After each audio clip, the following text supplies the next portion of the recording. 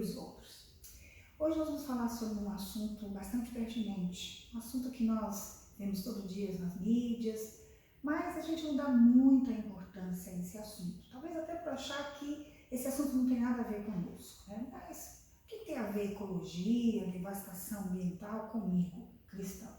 Então a lição hoje vai nos mostrar que esse assunto tem muito a ver conosco, muito mesmo, né? E a gente vai ver no decorrer da lição qual é a nossa responsabilidade na questão do meio ambiente e também da ecologia. Então, o título da nossa lição aí, O Mundo é Meu, o texto básico da nossa lição é Romanos 8, de 18 a 22, abre a sua Bíblia e deixa aberta aí em Romanos 8, 18 a 22. Então, vamos lá.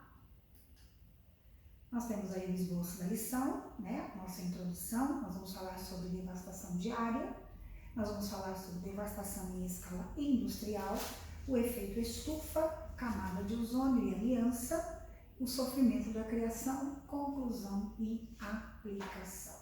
Muito bem, vamos para a nossa introdução então.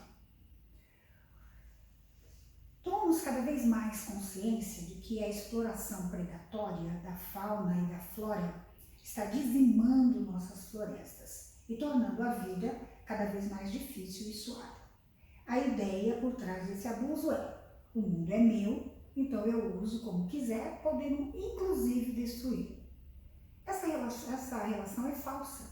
A gente vai ver, segundo a Bíblia, a respeito, vejamos como a Bíblia pode lançar luz a esse respeito. Tá? Então, se você tem essa maneira de pensar, eu acredito que não, que como cristão, você deve saber o que nós vamos ver agora no Salmo 24, 1, mas nós vamos ver o quanto a nossa responsabilidade é grande diante dessa afirmativa. O mundo é meu, então eu uso como quiser, poder inclusive destruí-lo? Vamos ver isso. No Salmo 24, 1, a palavra de Deus já nos dá logo de cara, né, uma advertência bastante dura para as nossas vidas para se pensar. Salmo 24, 1 diz assim: ao Senhor pertence a terra e tudo o que nela se contém, o mundo e os que nele habitam. Opa, então não é bem assim.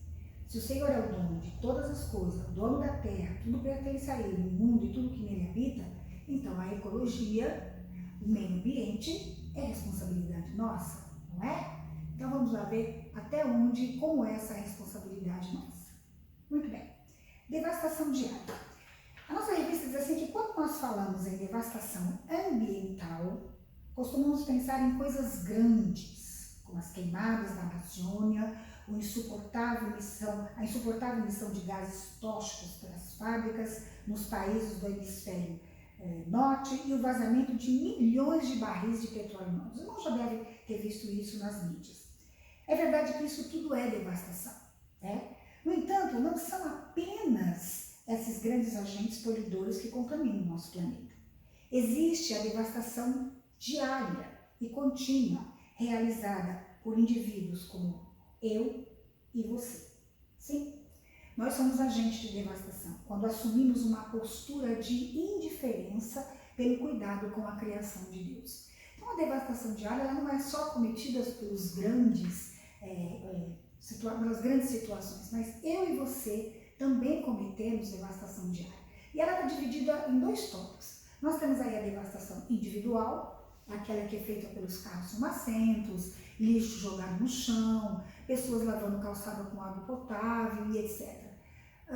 Isso tem alguma relação com você, meu irmão?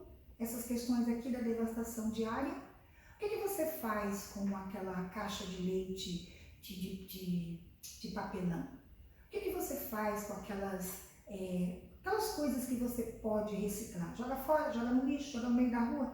E aquele papel de bala, de doce, que às vezes o lixo está ali pertinho e a gente simplesmente faz assim, ó, joga no chão. Pois é, nós temos essa responsabilidade. Nós também contribuímos com a devastação diária, quando nós não damos valor ao planeta que Deus criou, né?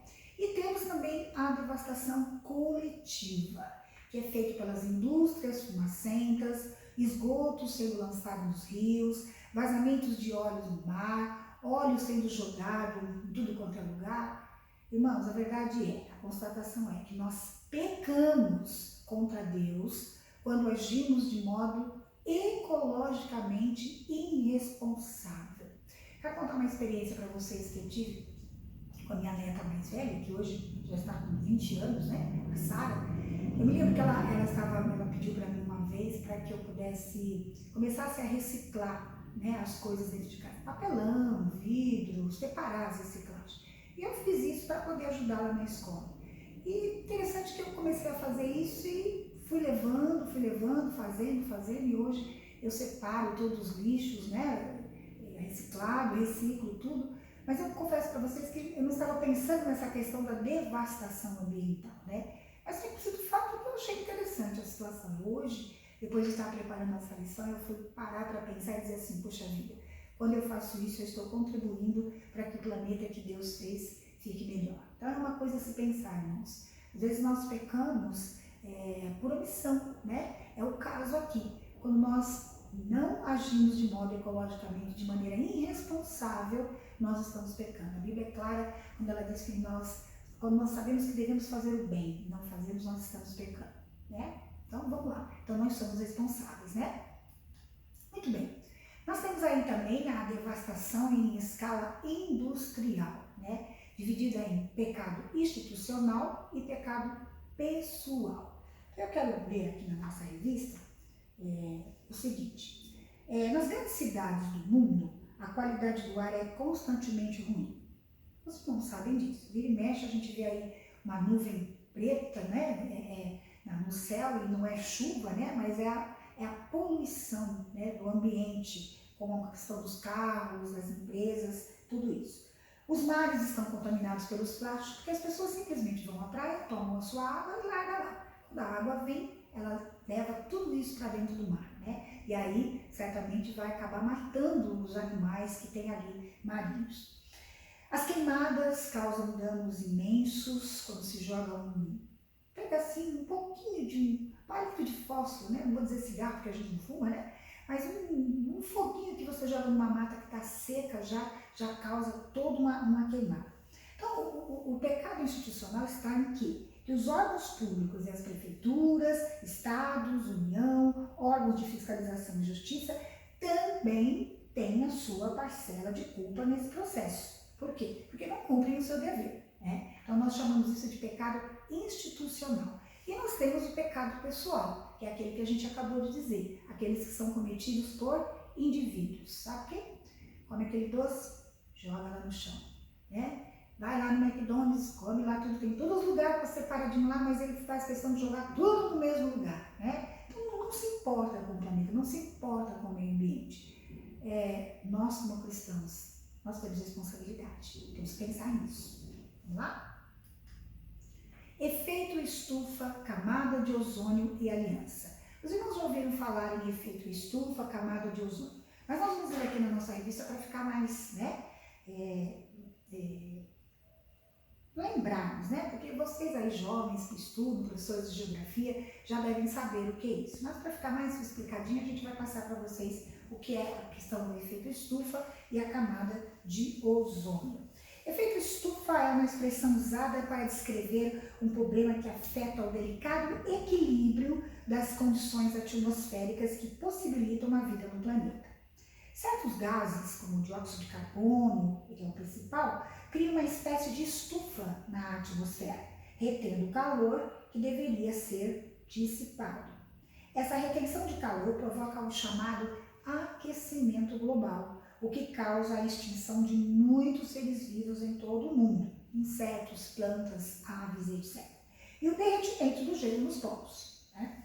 Esse fenômeno afeta o clima de todas as regiões do planeta, dificultando ou impossibilitando a sobrevivência humana em vários desses locais e afetando negativamente fauna, flora e produção de alimentos.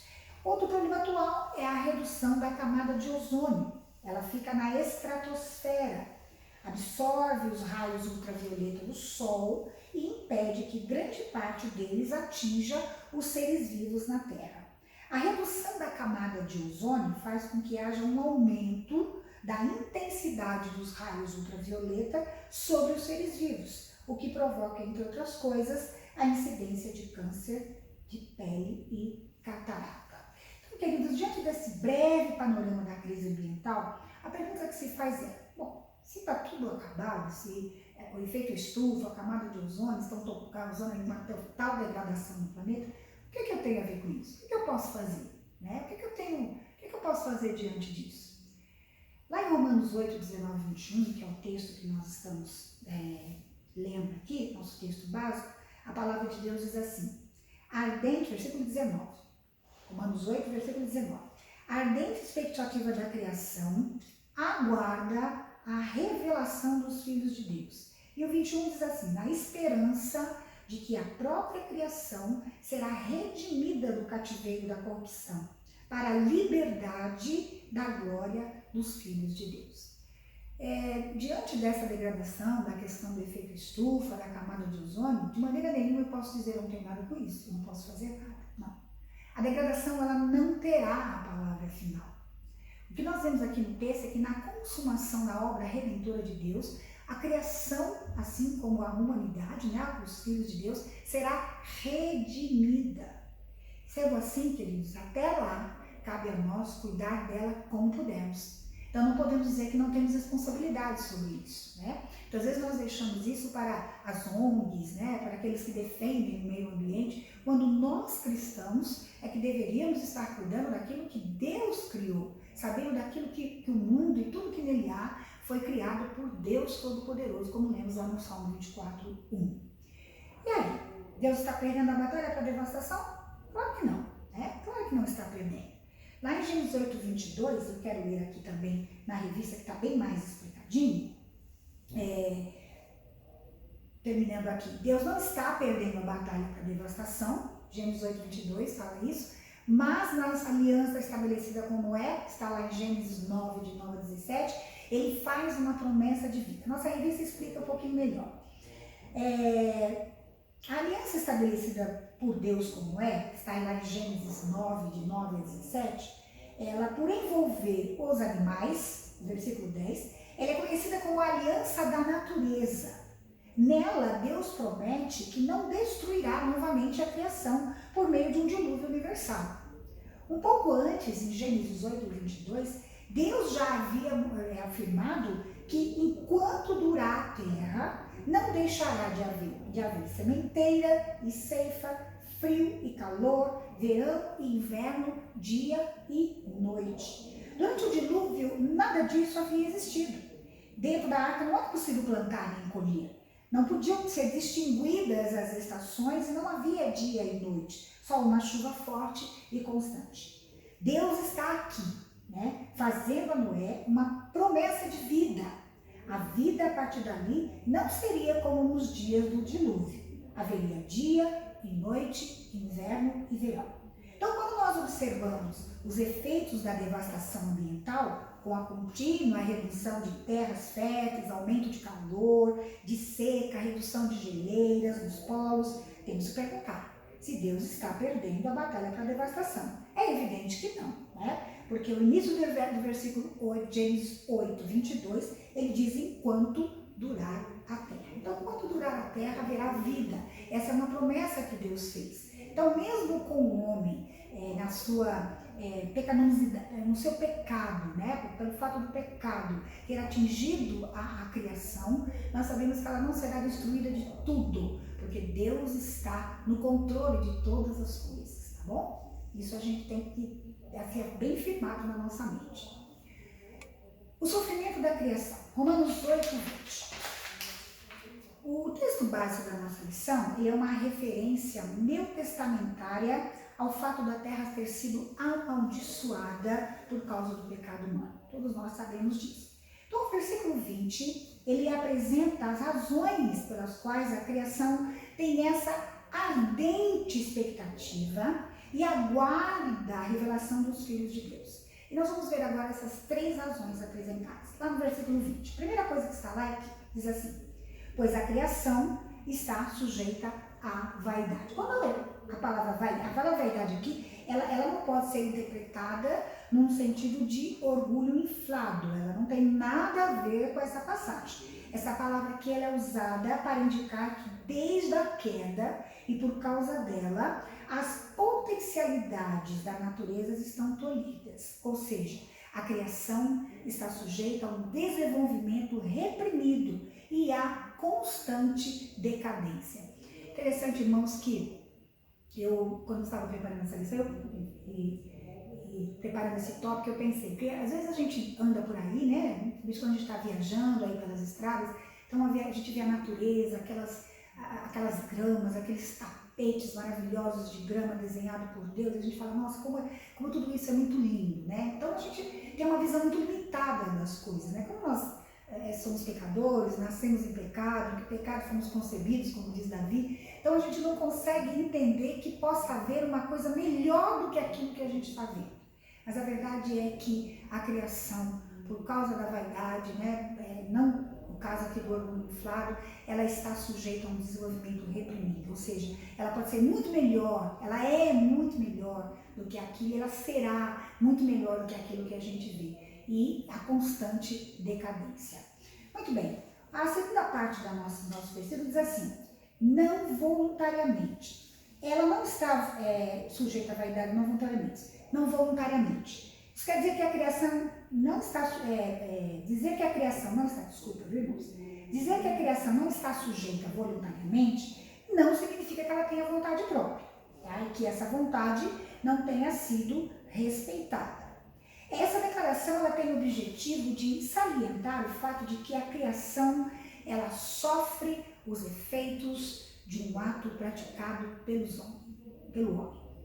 Infelizmente, ela não tem culpa, né, de estar tendo um desenvolvimento reprimido e nem tampouco estar com constante decadência. Mas a criação ela sofre por conta dos efeitos praticados pelo homem. Eu vou ler mais um pouco aqui para os irmãos como que isso é devastador, né?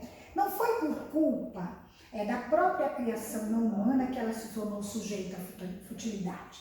Não foi a terra que pecou, foi o ser humano. Como a natureza sofreu as consequências danosas do pecado humano, ela também participará da restauração do ser humano em Cristo. Amém por isso, né? Nós somos pessoas que têm esperança. As pessoas dizem assim que a esperança é a última que morre, né? Mas o crente ele diz assim, nós tivemos, a nossa esperança nasceu no dia que nós conhecemos Jesus Cristo e todo o seu plano, todo o plano de Deus para a salvação, não só do homem como da criação. Então, a esperança do crente, ela não é a última que morre, ela permanece sempre, porque ela não morre. E é isso que nós temos esperança, de que a criação também será redimida juntamente com os filhos de Deus, né? E, finalmente, mas por causa daquele que a sujeitou.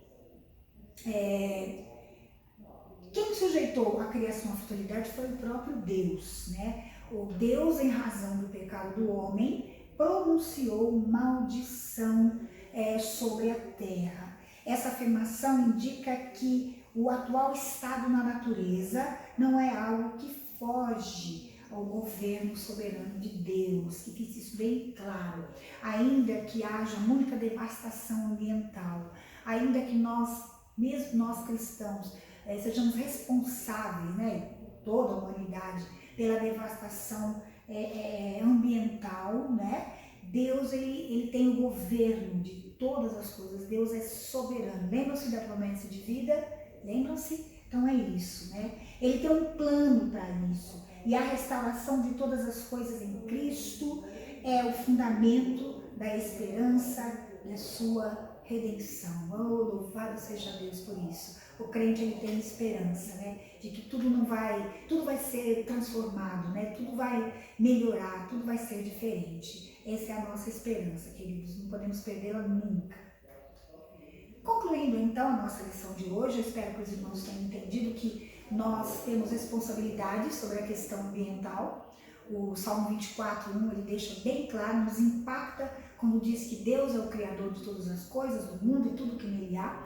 Logo, nós, como conhecedores da palavra de Deus, devemos colocar isso em prática e cuidar do planeta do Senhor, né? E como que a gente vai agir agora? O que você tem feito com o lixo ecológico da sua casa? Tem jogado lá no meio da rua, né? Tem jogado tudo no lixo? Ou você tem separado esses lixos ecológicos, porque além de você contribuir para que haja menos devastação no mundo, você vai gerar emprego, porque há pessoas que vivem disso, né? Do lixo que nós criamos todos os dias, né? Há pessoas que trabalham e ganham dinheiro nesse sentido, né?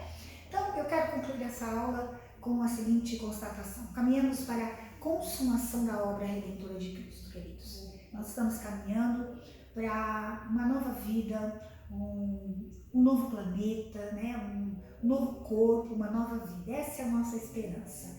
Quando haverá novos céus e nova terra. Quem prometeu isso é fiel, fiel à sua palavra. Deus prometeu isso, não é homens que prometem isso, é um Deus todo-poderoso, Criador dos céus e da terra, que haverá um novo céus e uma nova terra, e a criação será restaurada para a glória de Deus. Por isso que a criação, como diz lá no versículo 19, ela tem uma ardente expectativa, aguardando a revelação dos filhos de Deus. Assim como nós aguardamos esse dia, a criação também aguarda essa grande revelação, essa grande expectativa do novo céus e da nova terra.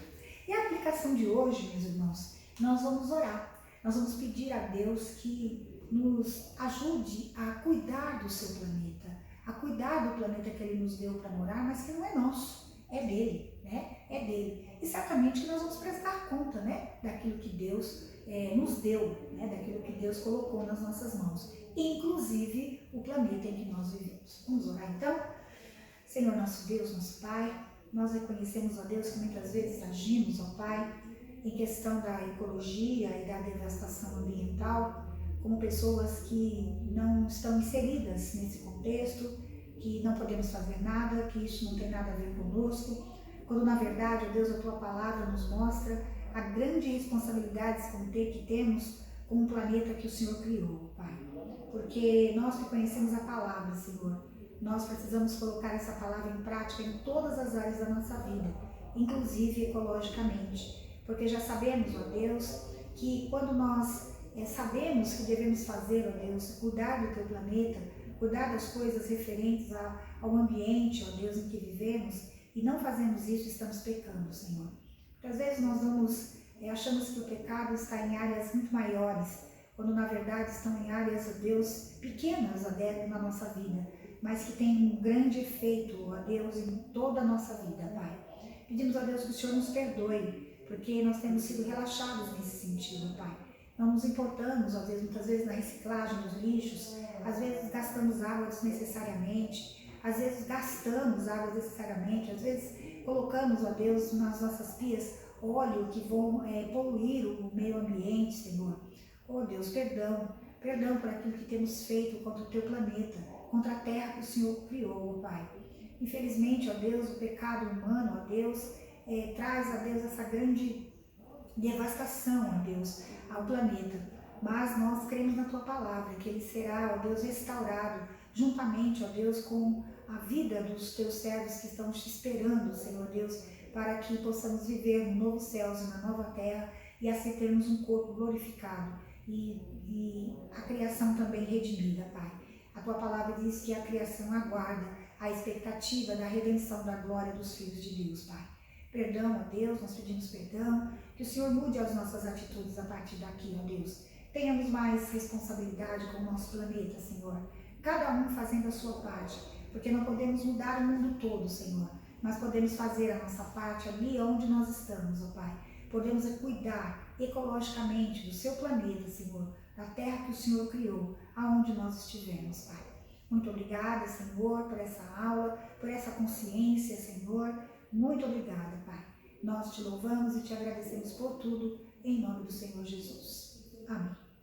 Queridos, até uma próxima aula. Que Deus abençoe a cada um e vamos pensar, hein? Como é que você vai tratar o seu lixo daqui por diante, hein? Tchau!